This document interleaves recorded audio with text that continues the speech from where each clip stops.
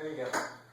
So, for example, just to give you an example of how this works, this spot on the graph here corresponds to an x of 2.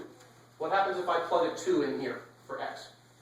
I'll do 2 minus 2, which is 0. Square root of 0 is 0. So 2, 0 is on the graph. If I want to come up to 1, I'm going to have to do over 3 here. If I plug in an x of 3, I've got 3 minus 2, which is 1, square root of 1 is 1. That corresponds to this spot here. So it does work. This part seems a little counterintuitive.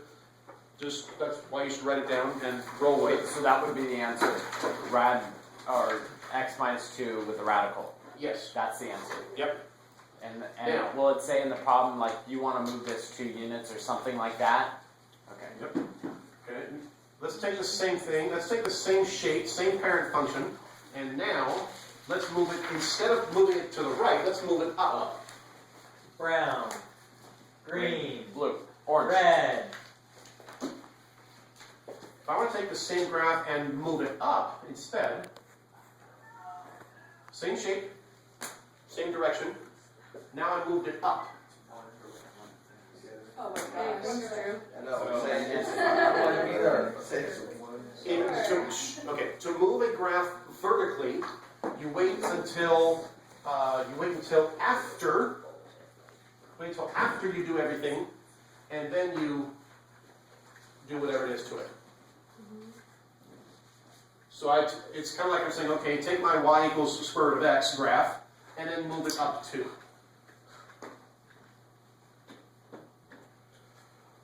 Can we do another example? Sure. Where do you want to go? 4 spaces to the left.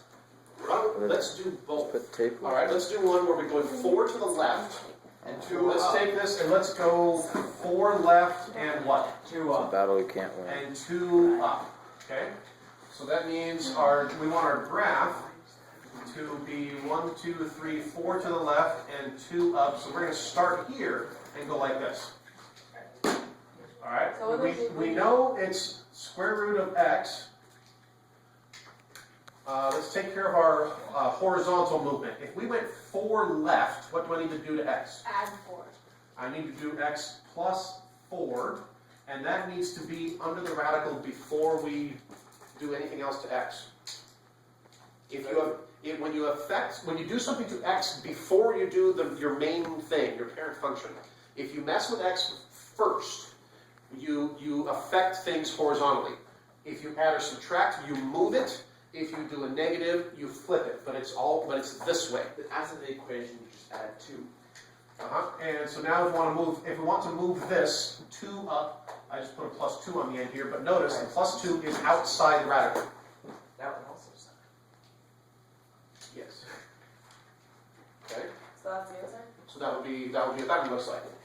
In the book, for homework, Brian, look at that. Look at the graphs, dot. say like, I said that. So sometimes the homework will describe the graph to you and ask you to graph it, or do the equation of the function. Let's do let's do this. Let's go right 3, down 2, and go this way. What's my parent function? What is the basic shape? Tell us. Okay, we want to That return is square root of x.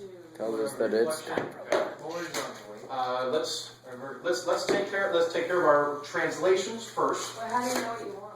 Like, Oh, hang on. I meant to put that right here. it's how time do you know like whether it's for or lunch. Well, because the parent function starts here. This is the reference point for that parent function. Will they tell you like translate this? Yeah. All right. So if we move right 3, what do I need to do to x? Subtract 3.